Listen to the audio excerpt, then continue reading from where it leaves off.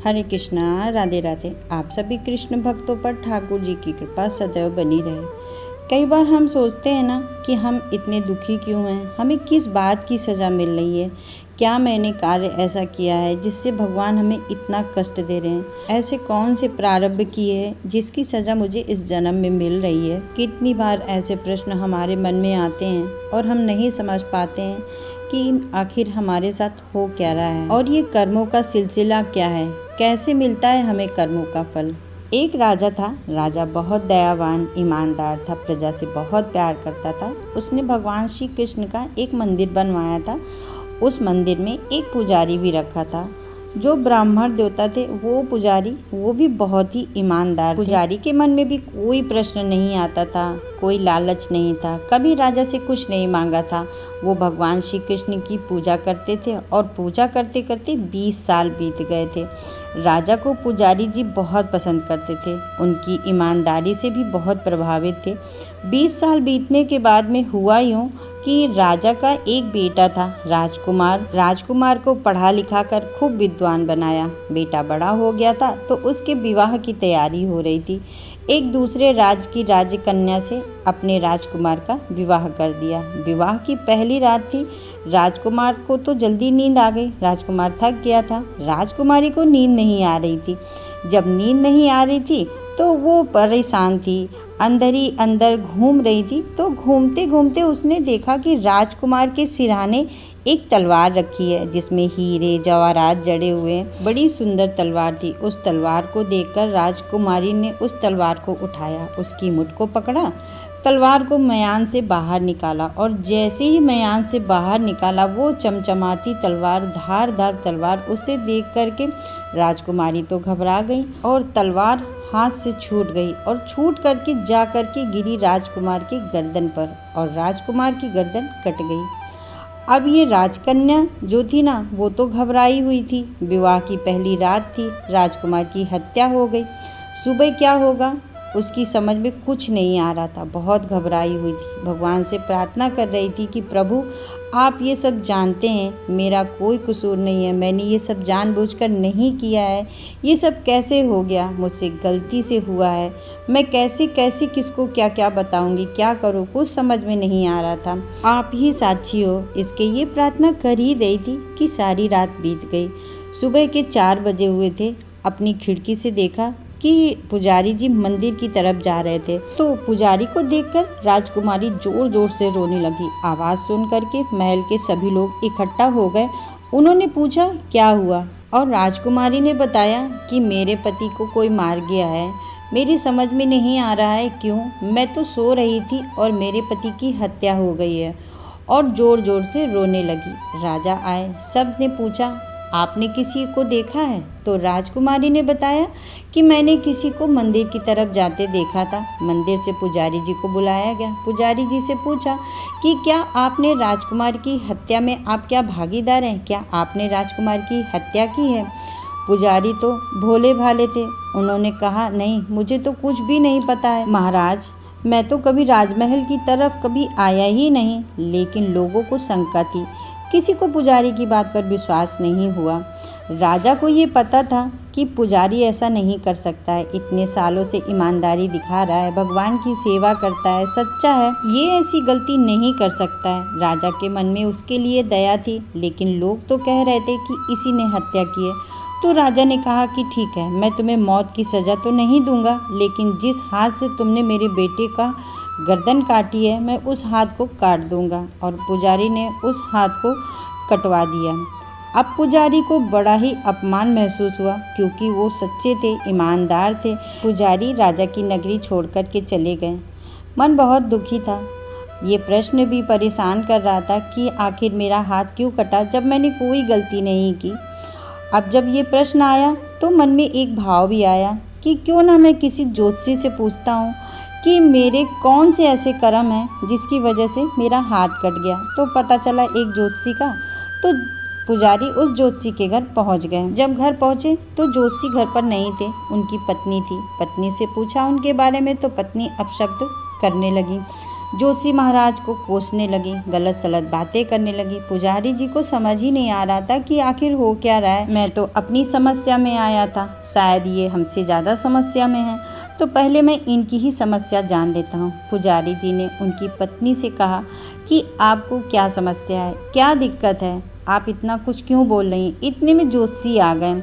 जब जोशी आए तो जोशी को पानी दिया, पानी पिलाने लगी और उल्टा सीधा उनको बोलने लगी, बुरा भला कहने लगी।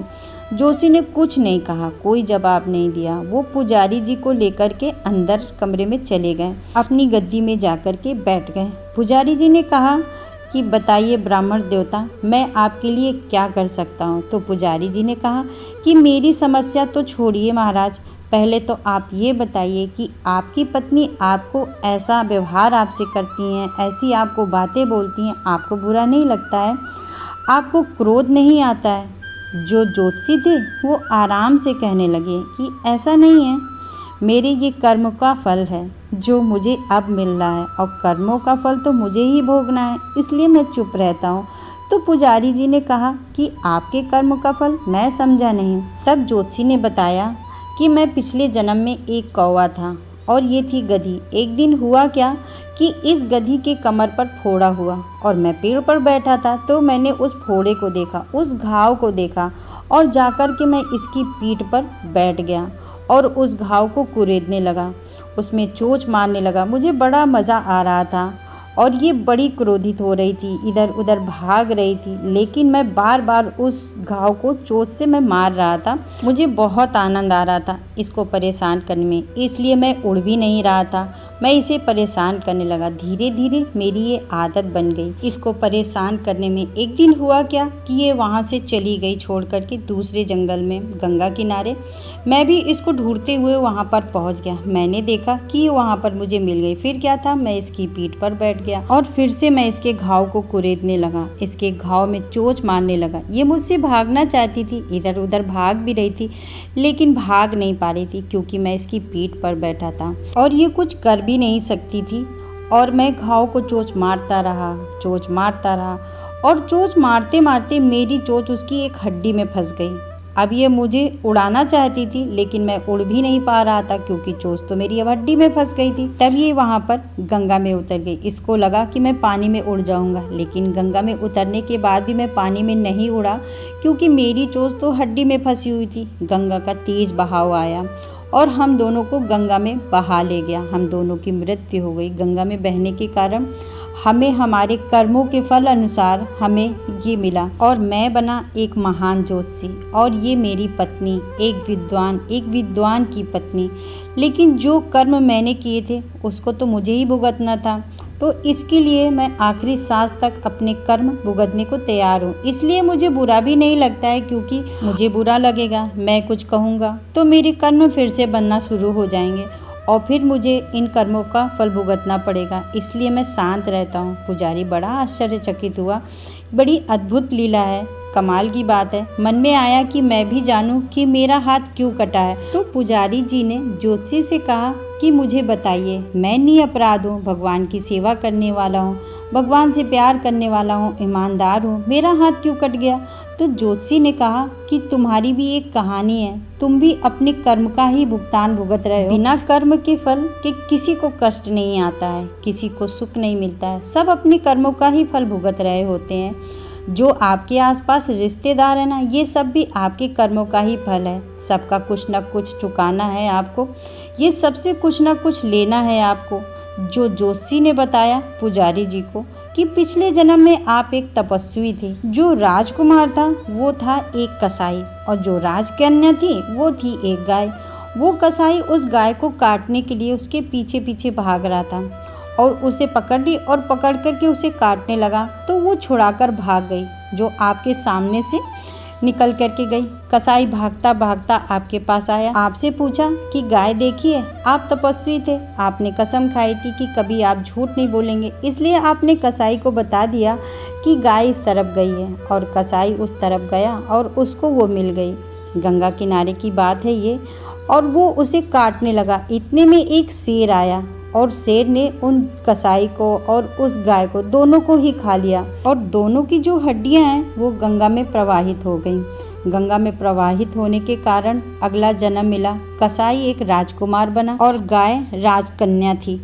और जिस हाथ से आपने इशारा किया था कि गाय किस तरफ गई है, उसी हाथ को काटा गया और उस गाय ने राजकन्या बनके राजकुमार को उसकी कर्मों का फल दे दिया। कर्म के फल से कोई नहीं बच सकता है। पुजारी शांत थे, हैरान थे। हमारे जीवन में कुछ भी घटित हो रहा है वो हमारे कर्मों के कारण ही होता है और हम उसके विपरीत उत्तर देते हैं। कोई हमसे झगड़ा करता है, हम उससे झगड़ा करने लगते हैं, फिर हम अपने कर्म बना लेते हैं। कोई हमें गाली देता है, हम उसे गाली दे रहे हैं, तो फिर भी हमारे कर्म बन रहे होते हैं और फिर उनको हमें भुगतना भी पड़ता है। जिस प्रकार का कर्म हमने किया होगा उसी प्रकार का फल तो हमें प्राप्त होगा। कर्म के फल से कोई नहीं बच सकता है और ना कोई कर्महीन हो सकता है। भगवान श्री कृष्ण कहते हैं कि आप इस बंधन से कैसे मुक्त हो सकते हो, कैसे बच सकते हो कि आपको किसी भी प्रकार के कर्मों का कोई फल न मिले, कैसे आप सुरक्षित रह सकते हो, आप कैसे सुख और दुख के परे जा सकते हो। तो भगवान श्री कृष्ण भगवत गीता में अर्जुन से कहते हैं कि तुम अपने सारे कर्मों को मुझे समर्पित कर दो, तुम निश्चिंत हो जाओ।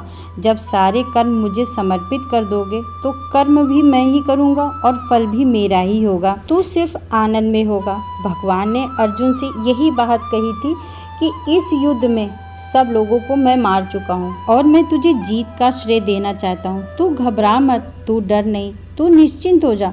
तुम अपने सारे कर्म मुझ में समर्पित कर दो। तू इसका वध नहीं करेगा, इसका वध तो मैं करूँगा, मैं कर रहा हूँ, क्योंकि वो कर्म मैं करूँगा, इसलिए तू निश्चिंत हो जा। जब हम अपने कर्मों को भगवान को समर्पित कर देते हैं तो ना कर्म हमारा होता है और ना फल हमारा होता है। हमारे पास सिर्फ होता है आनंद, प्रेम, सुकून, खुशी, चेहरे पर मुस्कुराहट, चेहरे पर अद्भुत तेज। जितने संत, तपस्वी, महात्मा होते हैं, साधु होते हैं, वो भगवान के करीब होते हैं, ईश्वर के करीब होते हैं। वो सब निष्काम भाव से जीने का प्रयास करते हैं और जैसे ही प्रयास करना शुरू करते हैं आनंद की अनुभूति होनी शुरू हो जाती है। आपका समान भाव से स्वागत करना, क्योंकि जब कर्म भगवान का होता है तो फल भी भगवान का ही होता है, आपका उससे कोई भी वास्ता नहीं होता है। और जब ये भाव मन में आ जाए ना और आपको ये मजाक लग रहा है तो एक बार करके देखो, अपने सारे कर्मों को भगवान को समर्पित कीजिए। सुबह उठते ही